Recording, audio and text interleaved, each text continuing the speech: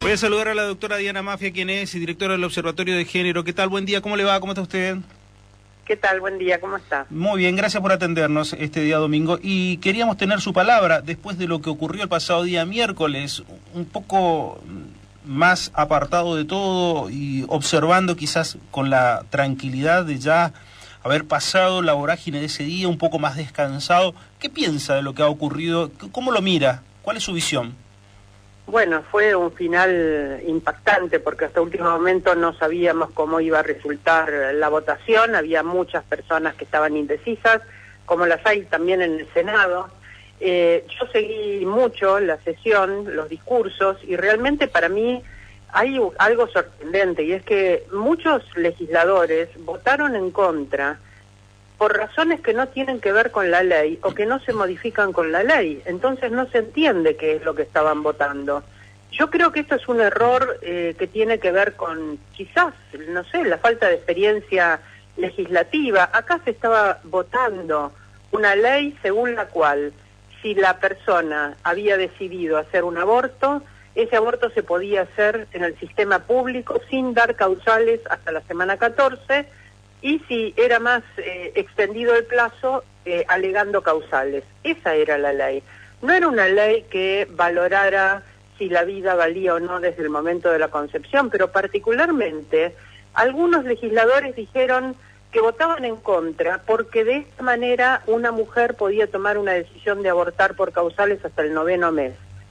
Acá hay varios equívocos. En primer lugar, un aborto es la interrupción de un embarazo que no es viable fuera del vientre materno. Por lo tanto, a partir de los 5 meses y medio aproximadamente, se puede mantener un feto en una incubadora, y por lo tanto si nace, y al nacer ya es un bebé y se mantiene en incubadora, tiene sobrevida, y ya no estamos hablando de aborto, estamos hablando de una inducción al parto. Entonces el aborto, por definición, no es hasta el mes 9º, pero con la ley actual, con la actual ley penal, la que establece causales, nunca se habla de plazo, por lo cual también con la actual ley, por riesgo para la vida, riesgo para la salud, violación o incapacidad de consentir, también la mujer puede tomar la decisión hasta los 9 meses. Es decir, están impidiendo hacer un cambio en una ley por razones que ya tiene la ley que tenemos desde hace 100 años. Lo que ocurre, y esto es interesante advertirlo, porque su provincia no es la excepción, muchos médicos se han expresado con respecto a esta ley. Médicos y médicas, pero sobre todo médicos y anestesiólogos que trabajan en los hospitales y que dicen, no estoy de acuerdo con que un embarazo avanzado, por ejemplo de 24 semanas, se haga por motivos de violación o por motivos de salud social. Sobre todo, el principal rechazo es una concepción amplia de salud que no sea el riesgo de muerte de la mujer, ¿no? La salud psíquica, una mujer que diga, me trae problemas, me deprime, me angustia pensar que voy a tener un hijo, entonces quiero interrumpir este embarazo, o una cuestión de salud social, no tengo trabajo, no tengo cómo mantenerlo, mi pareja me abandonó, estoy sola con otros hijos, bueno, no tengo dónde vivir porque estamos apiñados en una habitación y ya somos 5. Este tipo de razones, que son razones que muchas veces motivan la interrupción de un embarazo, porque el propio ministro de Salud estableció cuáles son los factores de riesgo, es decir, cuáles son las razones por las cuales las mujeres en general abortan y en qué condiciones son mujeres en general con más de 2 hijos. No estamos hablando como fue la reacción inmediata, bueno, ahora las jóvenes van a tener relaciones sin protección, irresponsablemente. Estamos hablando de mujeres que ya tienen hijos y que ya no pueden tener más o no quieren tener más. Obviamente tienen razones, el punto es, se las tienen que dar a un médico y el médico tiene que evaluar si le parecen razonables o no, porque esta es la reacción que está viendo. Los médicos están juzgando según razones que ya están desde hace 100 años en el código, pero que ellos no estaban dispuestos a hacer los abortos y los rechazaban. Entonces ahora, la idea de que una mujer tiene derecho hasta la semana 14 a pedir la interrupción sin alegar causales, pone la decisión y las razones en manos de las mujeres y no pone un árbitro, un médico, un juez, un cura, que tenga que evaluar si esas razones son buenas o no. La verdad que en todo este tramo de discusión, especialmente lo que usted está argumentando ahora, me quedaba pensando en el ex ministro de Salud de la provincia de Corrientes y actual diputado nacional Julián Dindar, quien en su momento dijo, y también lo dijo en el Congreso, que fue bastante escandaloso en su momento en la Comisión de Salud cuando él presidía, que las chicas se embarazan para cobrar un plan social. Lo dijo un par de veces y recuerdo claramente que cuando su periodo como ministro de Salud, Corrientes iba a la cabeza a nivel nacional en mortalidad infantil. Una suerte de contradicción, y ahora termina con esta ley él argumentando en contra de la ley. Son una de las cuantas cosas que me han quedado especialmente de lo que ha pasado este día miércoles, más allá de la mirada propia de los legisladores de la provincia de Uno.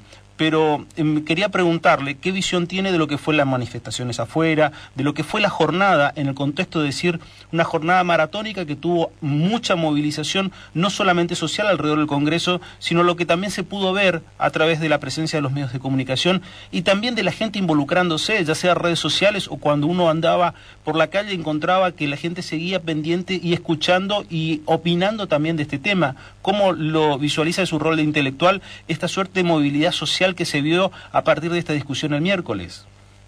Yo creo que las mujeres que estamos casi siempre recluidas en el ámbito doméstico no somos en general visibles en nuestras demandas. Eso va cambiando de manera muy lenta, en parte con algunos logros políticos, el derecho al voto a mediados del siglo XX, a fin del siglo XX el derecho al cupo. Eso hace que las mujeres estemos un poquito más presentes, en visibilidad, en la audiencia pública. Hubo muchas mujeres, hubo varones, pero hubo también mujeres hablando acerca de sus opiniones y sus fundamentos con respecto a esta ley, a favor o en contra de esta ley. Esto no había ocurrido 100 años atrás. La ley que hoy nos rige es una ley donde las mujeres no participaron de ninguna manera, ni votando, ni siendo candidatas, ni estando en las comisiones redactoras de los códigos, ni estando en las convenciones constituyentes. Estábamos bajo la tutela de quienes redactaban estas leyes. Y ese aspecto patriarcal, ese aspecto paternalista, decir, bueno, soy yo, varón, el ilustrado, ¿no? Varón que ha estudiado medicina, claro, derecho, el que va a decidir lo mejor para esa mujer porque ella no es capaz de decidir por sí misma. De esta misma manera nos trataron ahora, 100 años después. Esto es realmente curioso. No advirtieron un cambio muy importante de tipo político en el movimiento de mujeres. Y le digo más, yo vivo a 2 cuadras de Congreso, estuve en la plaza, estuve apretadísima, porque realmente la columna era algo que prácticamente inmovilizaba, era una densidad de gente muy importante. Y a mí misma me sorprendió la cantidad de gente joven. Se está evaluando que las generaciones que hoy tienen entre 15 y 20 años son generaciones que tienen una potencia muy fuerte en la defensa de sus derechos, que la prédica que hemos hecho desde 30 años atrás, que parecía que no tenía destinatarios, los tuvo, y esas chicas y esos chicos estuvieron toda la noche en la calle, y yo creo que esa fue una muestra, una exhibición de opinión pública inusual, porque, insisto, pocas veces las mujeres tomamos la calle, en general nos manifestamos de otras maneras, aunque más recientemente cada vez se agudiza más, por el femicidio, por la desocupación. Hay montones de motivos por los cuales las mujeres hemos pensado que es necesario colectivamente movilizarnos, pero la presencia de tantos y tantas jóvenes, yo creo que fue para los legisladores también una imagen del futuro próximo, ¿no? De los años que vienen, que son el 2019, que son el 2023, no son años muy lejanos, son años muy cercanos. Esos chicos van a votar, claro, y entre ellos se han pasado las listas y tienen muy presente quién apoya y quién no los derechos que ellos están reclamando. Me parece que esta presencia, tanto se calcula 1 millón de mujeres en la columna favorable a la ley. La columna que estaba en contra de la ley desconcentró a las 12 de la noche, tuvo otro tipo de manifestación, digamos, no quiero hacer comparaciones numéricas porque tampoco es el modo, ¿no?, de establecer razones. Pero yo creo que esa presencia modificó algunas de las indecisiones y las puso a favor de lo que era un reclamo masivo y popular. Me parece que algunas de las posiciones estuvieron influidas por esta presencia, insisto, durante toda la noche. yo llegué a la plaza a las 5 de la tarde del miércoles, ya no se podía acercar uno a las carpas, al escenario, y esto ocurrió hasta la mañana. A las 12 del mediodía yo estaba en Callao y Corrientes, y todavía estaba desconcentrando la cantidad de gente que había estado hasta las 11 esperando el resultado de la votación. Realmente fueron cientos de miles de personas, y eso es impactante, y creo que influyó en estas indecisiones para finalmente ponerlas del lado de la demanda, ¿no? De la demanda de un cambio. Sí, en el arranque del programa dialogábamos con el escritor Marcelo Birmacher, y una de las cosas en las cuales coincidíamos plenamente es que la manifestación popular se dio sin ningún tipo de inconvenientes en lo más mínimo. Un día entre semana, con un frío atroz, pero la gente se manifestó postulándose cada uno a través de lo que pensaba, y cosa que resaltábamos, sin ningún tipo de inconvenientes, y demostrando otra clase de sociedad que me parece que es, ojalá que es la que vaya ganando, con una mayor participación en las cuestiones trascendentes de la sociedad, ¿no? Efectivamente, y además, insisto, yo vivo muy cerca, así que cuando desconcentró, caminé por la plaza, y la plaza estaba bastante limpia, digamos, con respecto a otras manifestaciones que hemos tenido en ese lugar que es un epicentro de las manifestaciones en la ciudad de Buenos Aires. Es decir, pacífica y bastante limpia. Bueno, esta ha sido la demostración de que una marcha de mujeres puede ser potente sin violencia y sin destrozar todo, que hay otras fuerzas, ¿no? Otras maneras de ejercicio del poder y de la demanda, que en este caso incluso diría que hasta fue con cierta con ciertas manifestaciones que eran raras en marchas de hace unos años, que tienen que ver con las chicas jóvenes. Estaban con las caras pintadas, con tambores, con performance, con manifestaciones así corporales dentro de la calle.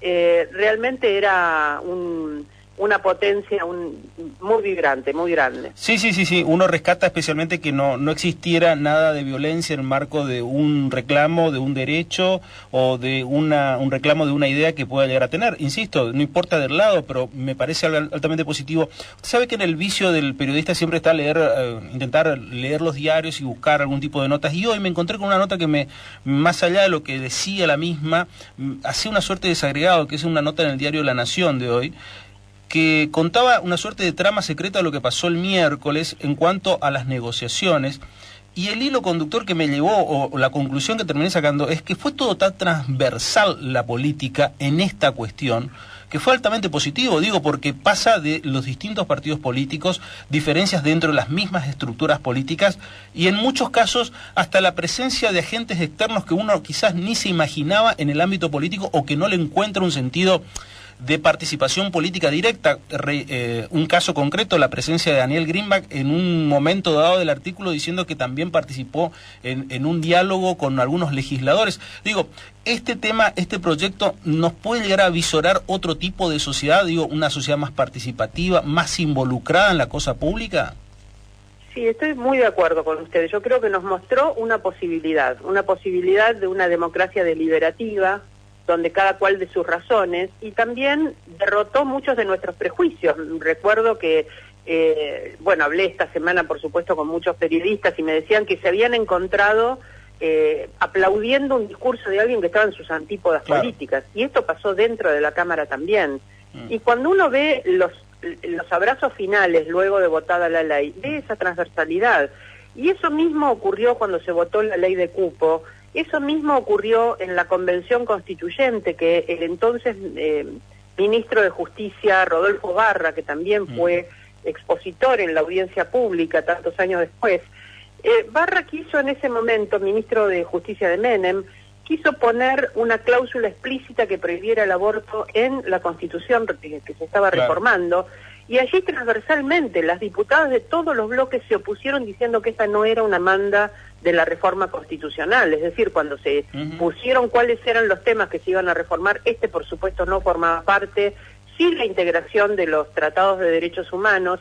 Y aquí verdaderamente, cuando escuchamos a los legisladores y legisladoras decir que esta ley es inconstitucional, o interpretar qué dice un tratado de derechos humanos, yo pienso cómo tan irresponsablemente alguien acepta una banca legislativa sin comprender lo que es el derecho, sin comprender lo que es el sistema integral de derechos humanos.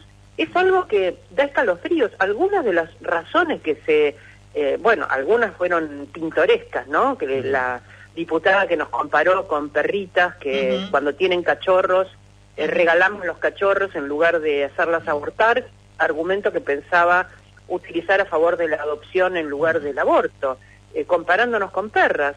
Otro que nos comparó con marsupiales, diciendo que si lleváramos externamente a nuestro útero al bebé probablemente no lo abortaríamos. Es una incomprensión de tal desborde que evidentemente hay falta de empatía, falta de escucha, a pesar de que hubo allí muchos testimonios, tanto de mujeres que decidieron continuar sus embarazos, como de mujeres que quisieron interrumpirlos. La palabra de esas mujeres implica que hubo una deliberación moral. Esto es lo que no se nos reconoce, nos reconoce que ante diversos planes de vida, que en el caso del aborto es una elección entre dos males, el aborto o una maternidad forzada, no hay salida buena. Entonces, se nos presenta como si fuera una elección entre el bien y el mal, lo que en realidad no es una elección entre el bien y el mal. Sería muy fácil elegir moralmente si las opciones fuesen entre el bien y el mal, pero no es así. Diana, le voy a pedir dos cosas. La primera, que me permita tutearle nada más brevemente, y la segunda, decirle algo, una mínima conclusión propia. Lo bueno de esto es que también nos demostró qué legisladores tenemos. También. Efectivamente, hubo mucha verdad en escena. Y tenemos que volver porque eso está grabado, eso está registrado. Entonces, cuando llegue el momento de armar las listas, vamos a volver sobre estos testimonios, sobre estos legisladores y legisladoras. Vamos a volver a analizar cuál es la calidad de personas que queremos. Insisto, esto no por el resultado, porque algunos argumentos fueron sólidos, claro, pero algunos fueron completamente inaceptables. Dice gente que no solo ellos, sus asesores tampoco fueron capaces. Había personas que no podían leer en voz alta, les habían escrito algo y no podían leerlo en voz alta. Realmente, es verdaderamente sorprendente, ¿no? Sí, efectivamente nos han dejado mucha verdad en escena. ¿Qué espera ahora? ¿Qué espera que pase en el Senado? Mi expectativa es que, como hemos tenido una discusión larguísima en las audiencias públicas, fueron 3 meses, más de 700 exposiciones, yo creo que quienes están en contra de esta modificación van a insistir en que se vuelva a repetir todo esto. Yo fui legisladora y me lo hicieron en un proyecto que era nada más que para reglamentar el aborto no punible antes de que saliera el fallo FAL, y en la misma dirección del fallo FAL. Esa reglamentación hizo que vinieran 80 personas a hablar con este mismo tono, de estas mismas cosas que no tenían nada que ver porque ya era no punible el aborto que estábamos reglamentando. Y sin embargo yo creo que van a querer volver a poner todo eso sobre el escenario, porque es la manera de dilatar. Los senadores se han comprometido a hacer un análisis más rápido porque los argumentos ya han sido dados largamente. Entonces están precisamente el Senado en condiciones de tomar una decisión que no pase nuevamente por una audiencia de 3 meses o de 700 y pico de exposiciones. Ojalá sea así y ojalá prime la razonabilidad. Lo que estamos votando no es si aborto sí o aborto no. Si estuviéramos pensando eso, todos y todas votaríamos que hubiera menos aborto, porque eso es lo que queremos. Ahora, ¿cómo llegar a disminuir la cantidad de abortos y de muertes maternas? Esta es la estrategia que estamos utilizando. Y toda la experiencia internacional nos dice que cuando se despenaliza el aborto, baja la cantidad de abortos y baja la cantidad de muertes maternas. Por lo tanto, si realmente alguien quiere salvar las dos vidas, lo que tiene que hacer es apoyar esta ley. La verdad que sí, y uno espera que también a partir de ahora tengamos una sociedad un poco más activa y un poco más participativa también en muchas otras cosas, no solamente en esto, sino también en otras cosas más.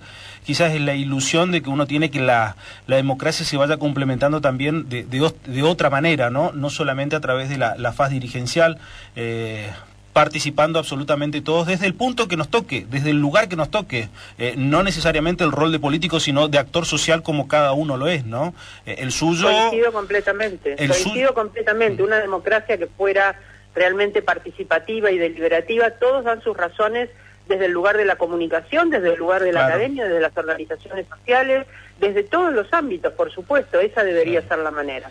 La verdad que yo me alegro en el contexto complejo de lo que se ha dado el miércoles y jueves, y celebro y ojalá que nosotros sigamos como sociedad. Reitero, esto es independiente de lo que cada uno piense, y pensando que se mostró una sociedad, reitero, movilizada, comprometida con cada uno de sus argumentos y con todos los matices que lo hemos contado. Le mando un saludo grande y gracias por estos minutos. Un abrazo y hasta pronto. Seguramente nos volveremos a comunicar por la ley en el Senado. Será un placer. Gracias. La doctora Diana Maffia, quien es, la verdad, doctora en filosofía y también es la titular del Observatorio de Género de la Justicia del Consejo de la Magistratura de la Ciudad Autónoma de Buenos Aires.